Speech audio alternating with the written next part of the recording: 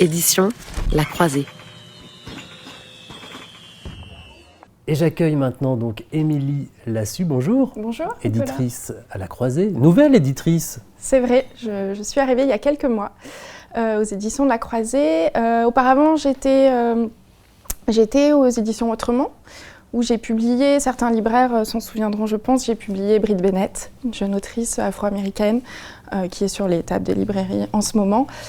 Et auparavant également aux éditions de l'Olivier, où je publiais de la littérature étrangère. Avec quelques auteurs un peu phares comme Sally Rooney, qu'on retrouve aujourd'hui aussi sur les tables des libraires. Donc, je suis très contente d'arriver à La Croisée, qui symbolise vraiment un nouveau dynamisme de la littérature étrangère, cosmopolite. Et donc, on va faire de très belles choses. Et je suis très heureuse, notamment en ce mois d'août, de retrouver la traduction française d'un roman que j'avais énormément apprécié, qui est apparu aux États-Unis il y a quelques mois, qui s'appelle Hadès Argentine, de Daniel Lodel, traduit par David Fauquemberg, et que je vais défendre avec grand bonheur. Ah, vous l'aviez lu en version originale il y a Oui, tout à fait. C'est la beauté de le long chemin de la littérature étrangère, c'est-à-dire que les romans de langue anglaise et étrangère, on les retrouve quelques années plus tard sur les tables des librairies françaises. Et je suis très heureuse de retrouver ce premier roman choc, extrêmement marquant et de grande qualité qui arrive comme un cadeau pour moi à La Croisée. C'est un grand bonheur. On en parle tout de suite, mais on fait un petit tour à New York d'abord, puisque Daniel Lodel va nous faire un petit coucou grâce à la magie de la technologie. Hi, I'm Daniel Lodel, author of Hadès Argentine, and I'm extremely honored to be published by Les Éditions La Croisée this August. Hadès Argentine is the story of Tomás Orilla, who returns to Buenos Aires 10 years after he fled at the height of the military dictatorship and ends up on a quest to find the ghost of the woman he loved, Isabel. Hadès Argentine was inspired by my half-sister Isabel, who, like the character in the novel, fought in the resistance to the dictatorship and was murdered and disappeared before I was born. Growing up, she was a sort of ghost in my household, hardly ever talked about, but haunting my experiences and casting a painful shadow over my family. As I got older, I needed to know more about her, not just her death, but her life. I started to investigate her, to search for her, and that's why the book became a search for her ghost as well. It was almost like I was trying to resurrect her in my imagination. It's a kind of tribute to her, the memorial she never got as a victim of the regime. When the story begins, Tomás is a pretty ordinary college student who gets involved in this awful political moment simply because of an intense personal connection to someone whose passion and fearlessness he wishes he could have. Like many people swept up in the tide of history, he wasn't really prepared to join the fight for justice or make the sacrifices it demanded of him. And 10 years later, he's still wrestling with them, looking at these hugely difficult choices he made and wishing, again, like many people, that he could change them. His journey through Hades is a quest for redemption in that sense, a chance, he believes, to right the wrongs of his past. Merci beaucoup à Daniel Lodel. Daniel Lodel, Émilie Lassus, qui nous explique que son héros est fait d'ambiguïté, héros et anti-héros à la fois. Il faut commencer par là quand on écrit un roman quand même. On ne peut plus faire un héros d'un bloc, ça n'existe pas. Effectivement, et c'est là toute la force de son roman, qui, comme il le mentionne, part d'une histoire personnelle et familiale. Mais c'est la subtilité du roman qui fait qu'il arrive à raconter la vie d'un héros ordinaire, donc de l'histoire de ce jeune homme qui a fui l'Argentine pendant le plus fort de la guerre sale dans les années 70. Donc vraiment une guerre avec les militaires en pleine puissance et en pleine terreur envers les citoyens.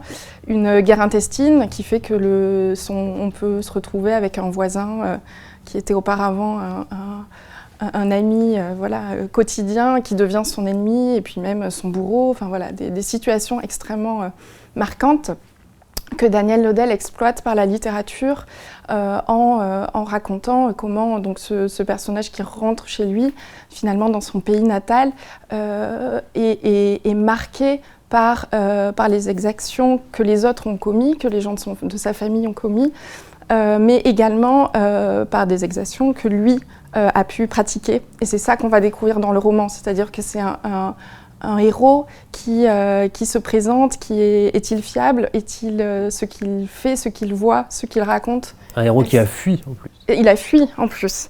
Lui a fui alors que d'autres sont restés, d'autres ont disparu, d'autres ont combattu peut-être un peu plus que lui.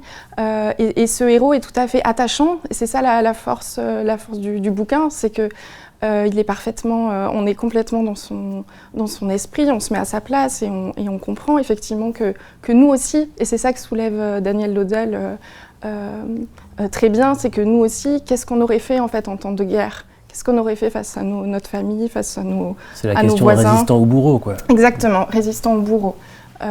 Et ça, il exploite merveilleusement bien. Vraiment, c'est d'une subtilité et d'une force psychologique assez remarquable. C'est inspiré d'une histoire vraie, donc, de son histoire même. Comment on fait de la réalité du roman ? Pourquoi pas faire un essai dans ce cas-là, ou un récit ? Et qu'est-ce qu'il apporte de littérature ? Alors lui, là où il a trouvé une astuce narrative extrêmement intelligente, il exploite très bien, dès les premières pages, le mythe d'Orphée et Eurydice. Il exploite le thème de l'enfer. Effectivement, quand on y pense, Hadès, d'où le titre Hadès Argentine, quand on y pense, qu'est-ce qui représente l'enfer sur Terre ? Effectivement, les guerres qui font qu'on se retrouve dans des situations impossibles, horribles à vivre. Et l'enfer, il l'exploite littéralement en faisant plonger son personnage, le héros / anti-héros, en le faisant traverser les ruines de son pays, les limbes de son pays, en le faisant revenir sur ses pas, et littéralement plonger, descendre dans l'enfer de ce qu'il a vécu. Et ça, il en fait une sublime littérature, c'est-à-dire qu'il prend ce mythe du personnage d'Orphée qui va retrouver son amoureuse Eurydice. Évidemment, il y a une histoire d'amour dans le roman.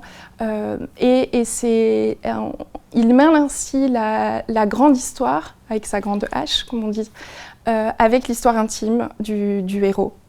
L'histoire d'une famille, l'histoire d'un amour interrompu, et également l'histoire d'un pays et de l'Argentine dans sa période la plus sombre.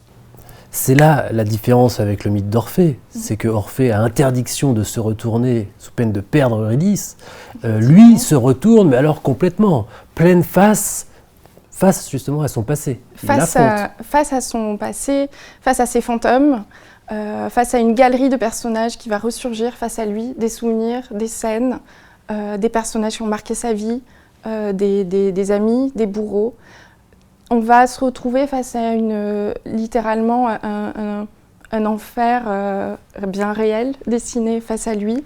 Et c'est ça qu'il arrive à faire revivre merveilleusement.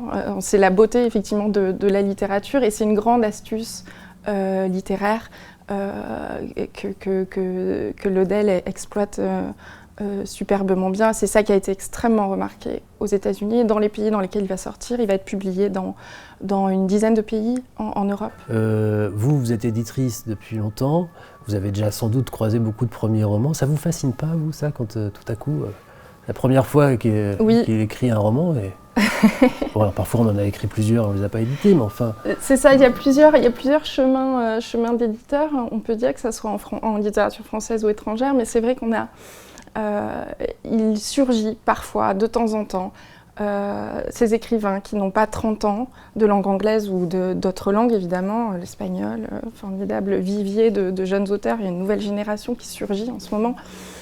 Et des jeunes auteurs qui n'ont pas 30 ans et qui ont qui se sont nourris de la littérature auparavant, d'une sorte de classicisme ou d'une modernité folle des dernières années, en tout cas qui arrivent à agglomérer tout ça.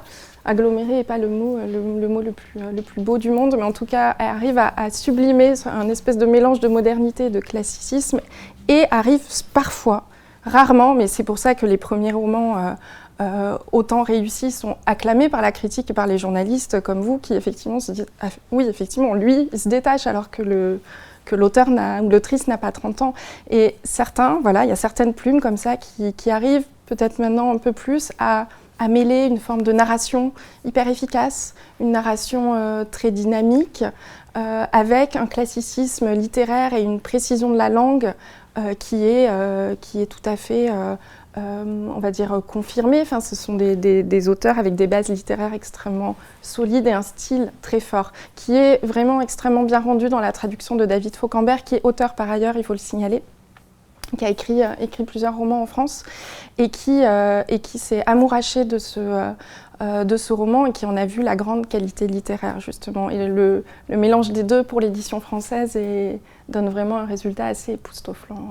C'est comme une belle montre, quoi. C'est à la fois très beau et en même temps ça marche, ça fonctionne, quoi. Effectivement, voilà, il y a quelque chose qui est parfait de la première à la dernière page. Une sacrée dose d'émotion, voilà, il le fait magistralement. Et de la précision, Hadès Argentine, à la croisée, Daniel Ledel, bravo pour ça. Faut qu'on dise un mot aussi de William Melvin Kelley. Alors c'est vrai que Daniel Ledel, donc le Hadès Argentine sort au mois d'août et quelques jours plus tard, en septembre, courant septembre, nous publierons 2 romans de William Melvin Kelley, auteur que nos amis libraires et journalistes et lecteurs évidemment connaissent bien puisque c'est un auteur emblématique de la croisée.